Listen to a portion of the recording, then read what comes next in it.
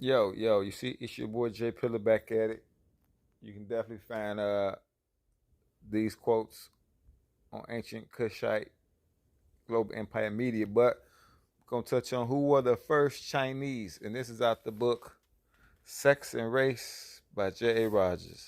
All right, it says the first inhabitants of China seem to have been Negritos, unmixed Negroes with no connection with Africa still live in South China. So they're saying Negroes are black people Moors, basically. So then it say M.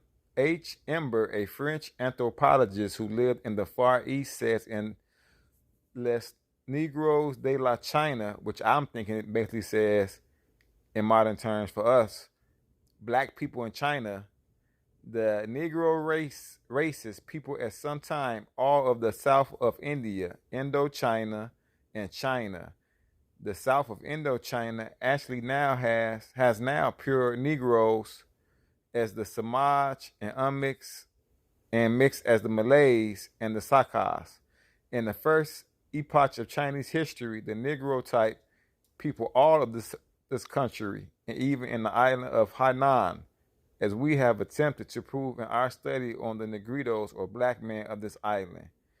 Skulls of these Negroes have been found in the islands of Formosa and traces of these African elements in the islands of Lukao in the south of Japan. In the earliest Chinese history, several texts and classic books spoke of these diminutive blacks, sure blacks. Thus, Chiulu, composed under the dynasty of Chu, 1122 to 249 BC, gives a description of the inhabitants with black and oily skin. The Prince Lunao, who died in 122 BC, speaks of a kingdom of diminutive blacks in the southwest of China. Additional evidence of Negroes in China is given by Professor Chang Hsing Lang in an article entitled The Importation of Negro Slaves to China Under the Tang Dynasty, AD 618 to 907. He says, the Lin Yao Ku Chuan topography of the land of Lin Yao contained in the book 197 of the Chu Tang Shu Old Dynastic History of Tang says, the people living to the south of Liying have woolly hair and black skin. Chinese folklore speaks often of these Negroes, he says, and mention an empress in China named Li, 373 to 397, consort of the Emperor Hasu Wu Wen, who is spoken of being a Negro, a black man, basically, right? Emperor who was a black dude. He adds that according to the writings of a later period, the 7th of the 9th century, Negro slaves were imported into China from Africa. In his book, in 1933, Dr. Joseph F. Rock, botanical expert of United States for Agriculture, discovered unmixed Negro people in China. Okay, so we gonna build this, but let's just interpret what we read already, all right? Because this is why I tell people the United States Census is not accurate because, as you can see, there are so-called black people in Asia. So if somebody come from Asia, they can be a black person. So let's look at it. He said the first inhabitant of China were black people, and they live in South China. We always think Chinese is Bruce Lee and them, right? And then you get anthropologists that said at one time the Negro racists, right here, the Negro racist people at some time all of south of India, Indochina, and China. The south of Indochina actually has now pure black people as the Samaj and mixed as the Malays and the Sakas. And if I pronounce that wrong, you from China as a black person, a Moor person, hit me up and correct me. In the first epoch of Chinese history, the Negro type people all of the southern of this country and even the island of Hainan.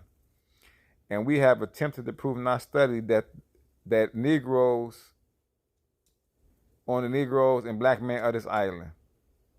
Now then you got right here said in the earliest Chinese history, several texts and classic books spoke of short blacks.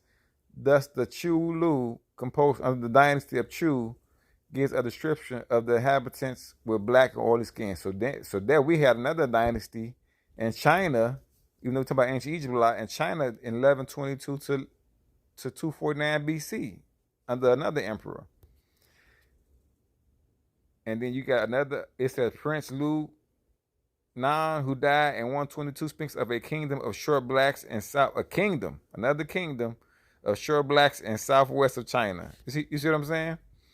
And then I like how it says down here, it says, let's go ahead, it says, he says the Lu Cao Chao topography of the land of Lin Yao contained the book 197 of True Tang Shu, Old Dynastic History of Tang, says the people living to the south of Lin Yi had woolly hair and black skin.